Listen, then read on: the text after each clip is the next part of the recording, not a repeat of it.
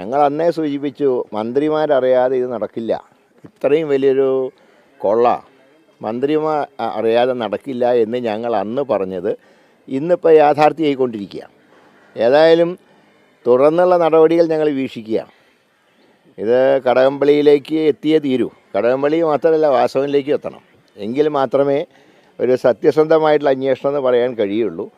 ഏതായാലും special investigation team ഇപ്പോൾ ഹൈക്കോടതിയുടെ കർശന നിയന്ത്രണം ഉള്ളതുകൊണ്ടാണ് ഇത്രയെങ്കിലും എത്തിയത്.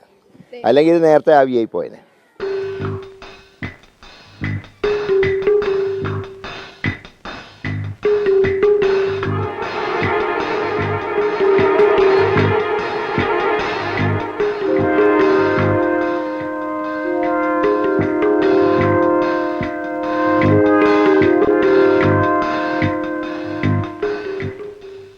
പുറത്ത് അധികാരത്തിന്റെ ലാത്തി കാണിച്ചെന്നെ ഭീഷണിപ്പെടുത്താമെന്ന് വിചാരിക്കണ്ട.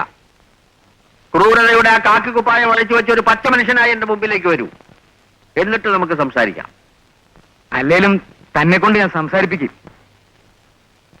സംഭവം നടന്നത് എത്ര മണിക്കാണ്? ഞാൻ അവസാനമായി പറയുന്നു, ഒരു ബലപരീക്ഷണത്തിനാണ് നിന്റെ പുറപ്പാടെങ്കിൽ ഇതാ ഞാനും തയ്യാറായി കഴിഞ്ഞു. എനിക്കിനി മേൽ കീഴ് നോക്കേണ്ട ആവശ്യമില്ല.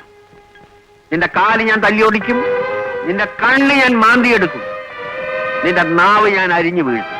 പറയാം.